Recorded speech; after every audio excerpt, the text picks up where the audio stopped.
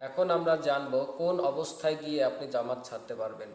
তা হলো ছতর ঢাকা পরিমাণ যদি কাপড় আপনার না থাকে, আর মুষলধারে বৃষ্টি প্রচণ্ড ঝড় তুফান হতে থাকলে এবং ছাতা যদি না থাকে বা কাপড় চোপড় ভিজে যাওয়ার যদি সম্ভাবনা থাকে, এরূপ অবস্থা যদি আপনি জামাতে শরিক হতে পারেন তাও উত্তম। মসজিদে যাওয়ার পথে ভীষণ কাদা থাকলে এবং চলাফেরায় যদি কষ্টকর হয়, জুতো স্যান্ডেল নোংরা হয়ে যাওয়ার যদি সম্ভাবনা থাকে, তাহলে আপনি জামাত ছাড়তে পারবেন। যদি এরূপ অবস্থায় আপনি জামাতে শরিক হতে পারেন তাহলে উত্তম।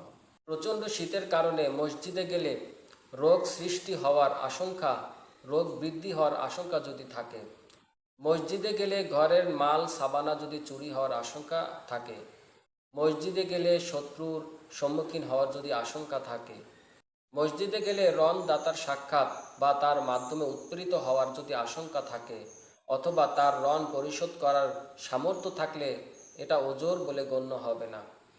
অন্ধকার রাতে পথ দেখা যদি না যায়, আলোর যদি কোনো ব্যবস্থা না থাকে, রোগী সেবারত অবস্থায় রোগী যদি জামাতে গেলে যদি রোগীর কষ্ট হয় বা চিন্তাযুক্ত হয়, তাহলে জামাত তরক করা যাবে।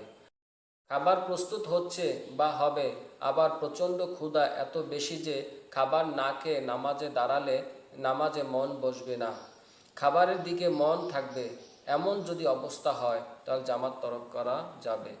জামাতের মনোযোগ নষ্ট হওয়ার মতো পেশাব পায়খানা প্রচণ্ড বেগ থাকলে, রোগের কারণে চলাফেরা করতে না পারলে, অধিক ন্যাংরা বা পা কাটা বা অন্ধ, অবশ্য অন্ধ ব্যক্তি অনায়াসে মসজিদে উপস্থিত হতে সক্ষম হলে তার জন্য জামাত ছেড়ে দেওয়া উচিত নয়।